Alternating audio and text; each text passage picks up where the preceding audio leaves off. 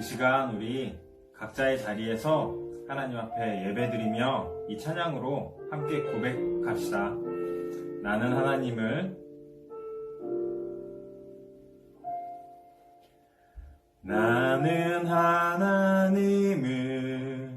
예배하는 예배자입니다.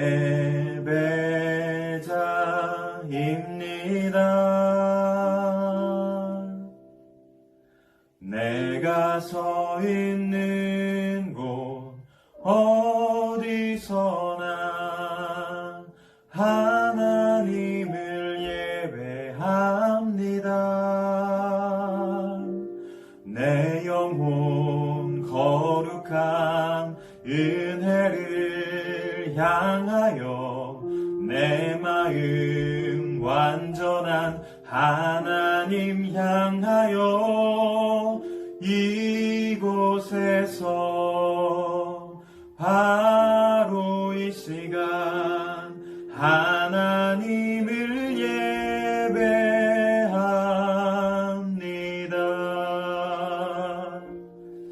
우리 다시 한번 고백하겠습니다. 나는 예배자입니다. 나는 하나님을 예배하는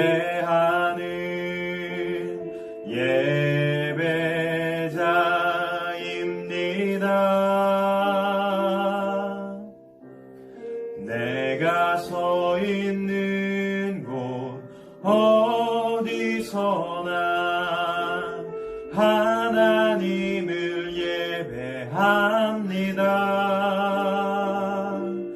내 영혼 거룩한 은혜를 향하여 내 마음 완전한 하나님 향하여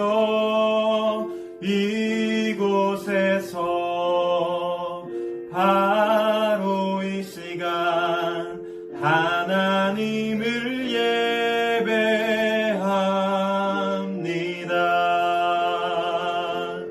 내 영혼 거룩한 은혜를 향하여 내 마음 완전한 하나님 향하여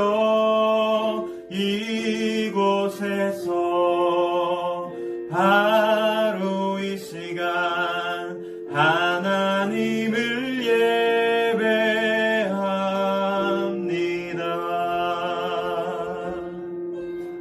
아멘.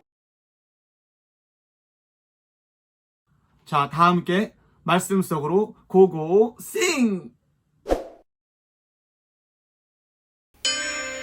해골이라 하는 곳에 이르러 거기서 예수를 십자가에 못 박고 두 행악자도 그렇게 하니 하나는 우편에 하나는 좌편에 있더라.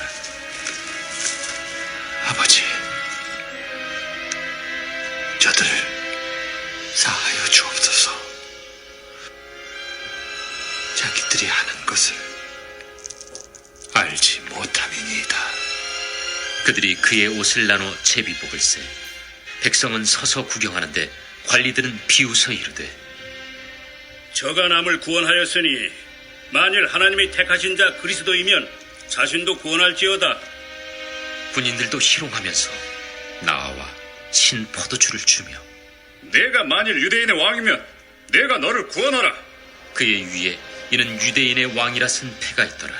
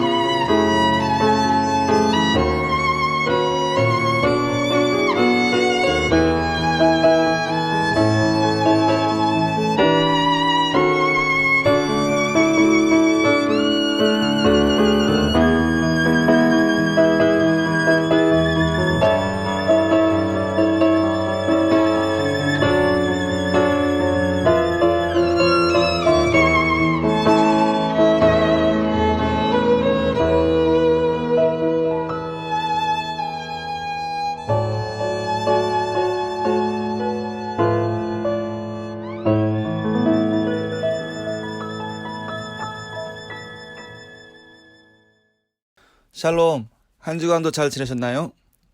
지난주에 이어서 이번 주도 십자가에 대해서 생각해 보도록 하겠습니다.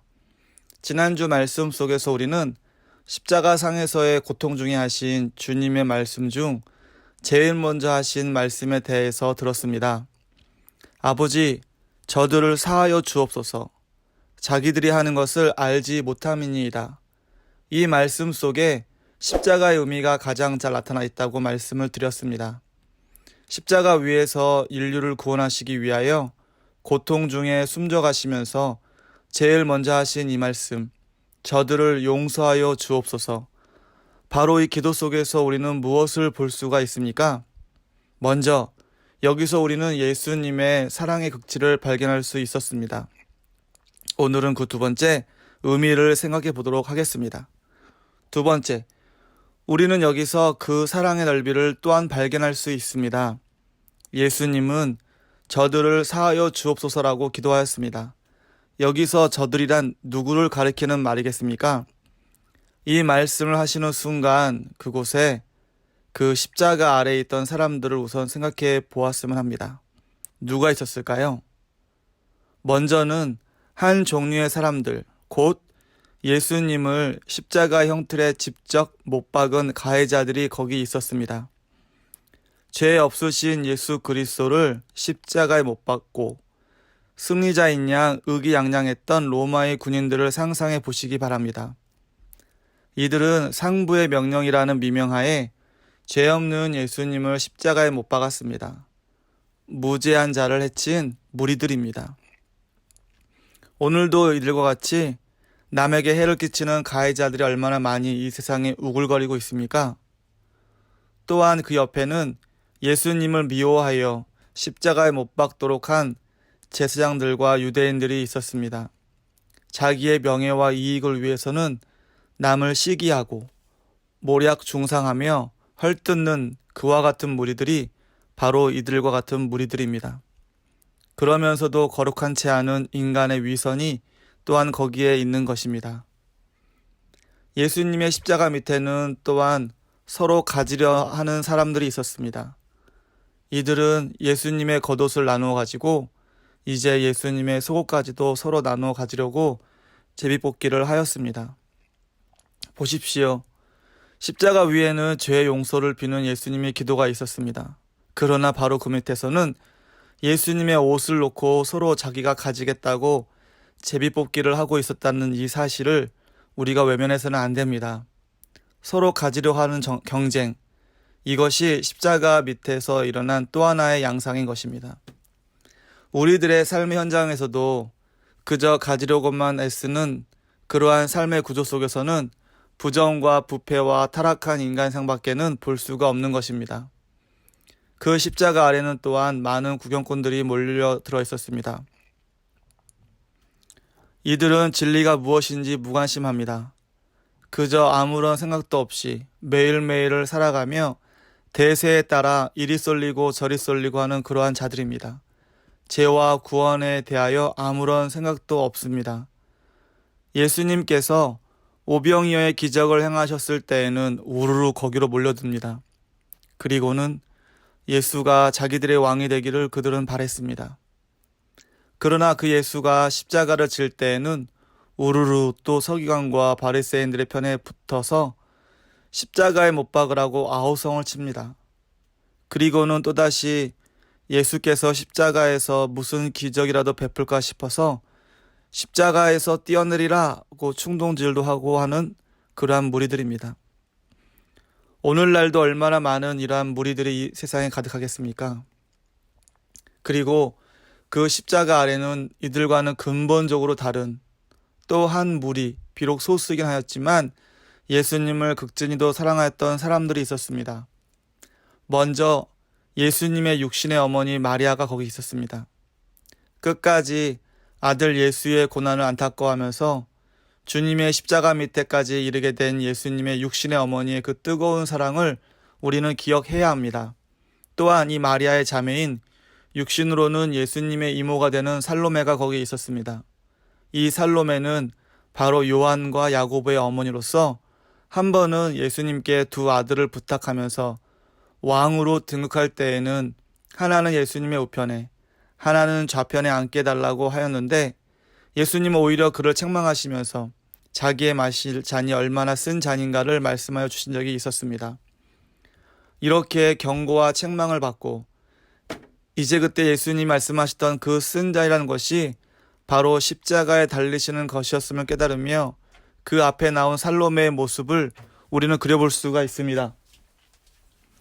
또한 거기엔 7 귀신 들렸다가 예수님으로부터 구원을 받았던 막달라 마리아가 있었습니다. 그는 본래 인간으로는 세상으로부터 버림을 받은 여자였습니다. 그러나 예수님의 그 사랑이 이 여인을 건져 주었던 것입니다. 그 사랑을 잊지 못해 이렇게 십자가 아래까지 나왔으며 예수님이 운명하신 후에도 예수님의 시신에 향유를 바르기 위해 새벽 미명에 무덤을 찾아간 여자도 바로 이 막달라 마리아였습니다. 정신없이 7 귀신에 들렸던 그가 새 사람이 된 후에 예수님에 대한 그의 감사와 그의 사랑, 그의 헌신이 얼마나 뜨거웠겠는가 하는 것을 우리는 그려볼 수 있지 않겠습니까? 예수님을 극진히 존경하며 사랑하였던 사람의 대표적인 모습이 바로 이 막달라 마리아가 보여준 모습일 것입니다. 또 십자가 아래는 예수님의 일을 대신 맡은 사도 요한이 거기 있었습니다. 예수님은 육신의 어머니 마리아의 미래를 염려하시면서 사도 요한에게 그 장례를 부탁하였고 요한은 부탁받은 말씀대로 자기가 일생 동안 모시고는 효도를 다했던 것입니다. 여러분 보십시오. 십자가 아래는 이렇게 여러 종류의 사람들이 있었습니다. 그런데 예수님은 아버지 저들을 사하여 주옵소서라고 기도하였습니다. 여러분 깊이 한번 생각해 보십시오. 예수님께서 말씀하신 저들이 누구입니까? 바로 이들 모두입니다. 주님께서는 당신을 사랑하는 자, 따르는 자들만을 위하여 기도하지 않으시고 오히려 자기를 십자가에 못 박는 가해자들, 시기하고 미워하며 모략 중상하는 유대인들, 자기의 이익 추구에만 눈이 어두워서 제비뽑기를 하는 그러한 모든 사람을 위하여 사랑을 베푸시고 용서의 기도를 하신 것입니다. 이 세상 사람 모두를 향하신 무한한 하나님의 넓이를 우리는 여기서 볼 수 있지 않겠습니까? 그런데 여러분, 저들이라는 이 말 속에는 더 중요한 사실이 있습니다. 예수님의 이 기도, 저들 속에는 바로 우리 모두, 여러분 한 사람 한 사람이 다 포함되어 있다는 것입니다. 예수님은 바로 당신을 위하여 기도하셨고 십자가에 달리셨던 것입니다. 그리고 세 번째로 예수님의 십자가상의 기도에는 바로 오늘 우리 모두에게 향하신 선교의 당부가 있음을 발견할 수 있습니다. 예수님은 하나님께서 인간이 되셔서 이 땅에 오신 분이십니다.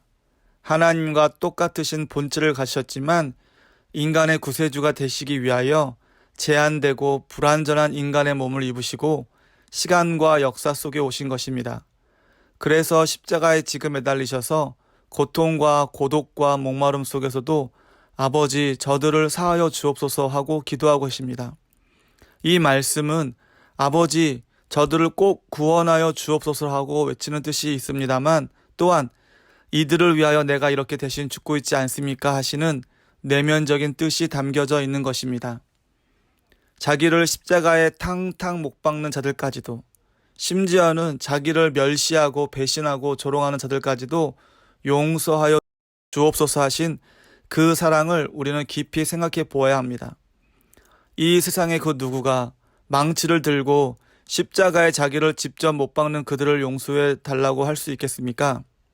아버지, 저들의 죄를 사하여 주옵소서 하신 이 기도는 바로 아버지, 불쌍한 죄인들이 용서받도록 하기 위하여 지금 제가 이렇게 고난을 받습니다. 지금 제가 죽어가고 있습니다 하시는 그러한 기도의 내용이 거기에 담겨져 있는 것입니다. 그런데 예수님의 기도는 여기서 끝나고 있지를 않습니다. 그 다음에 자기들이 하는 것을 알지 못함이니이다 라고 하신 이 부분에 또한 깊은 관심을 기울여야만 합니다. 지금 나를 십자가에 못 박는 이 일을 자행하면서도 지금 저들은 자기들이 무엇을 하고 있는지 알지 못합니다. 이 말은 저들의 가려진 영적 눈을 뜨게 해달라는 간청인 것입니다. 저들이 마음을 열면 새 사람이 될 것이라는 소망을 향한 기도라는 말씀입니다. 또한 저들이 내가 누구인지 모릅니다. 알게 하여 주시옵소서라는 뜻을 이 기도는 함축하고 있습니다. 그리고 더 넓게는 내가 누구인지 알고 또 왜 죽는지를 알면 저들이 곧 나의 증인이 될 것입니다. 라고 하는 간절한 염원이 이 기도 속에 담겨져 있는 것입니다. 예수님을 십자가에 못 박았던 로마 군인 중에 단 한 사람이라도 예수를 구주로 고백한 후에 그가 십자가 현장 증언자로 활동하게 된다면 얼마나 힘이 있겠습니까? 이렇게 본다면 이 기도는 바로 우리들을 향하여 나의 증인이 되라고 하는 나의 증인될 자들을 허락하옵소서 하시는 기도인 것을 깨달을 수가 있는 것입니다. 아버지, 저들을 사하여 주옵소서. 이 한마디를 위하여 우리 주님은 이 땅에 오셨습니다. 그리고 십자가에 달리셨습니다. 이 한마디 말씀을 위하여 33년의 젊음을 불태우셨습니다. 이것이 십자가입니다. 이 활활 타오르는 사랑의 불길 속에서 피 흘리시는 예수 그리스도의 모습을 우리는 발견해야만 합니다.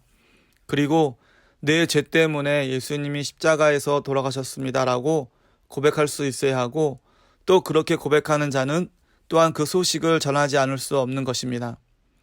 사랑하는 청소년부 여러분 모두가 십자가상에서 우리를 위하여 기도하시며 보여주신 그 크신 사랑, 그 십자가의 의미를 더욱 깊이 깨달으시기를 바랍니다. 기도하겠습니다. 사랑하는 하나님, 예수님이 우리를 향하여 흘리신 보혈을 의지하여 우리가 사랑할 수 없는 자를 사랑하게 하소서. 또한 예수님의 십자가 사랑을 믿지 않는 친구들에게 전할 수 있는 믿음을 주소서. 한 주간 주님을 사랑하며 주님과 동행하는 삶을 살게 하소서. 예수님의 이름으로 기도합니다. 아멘. 다 같이 주기도문함으로 예배를 마치겠습니다.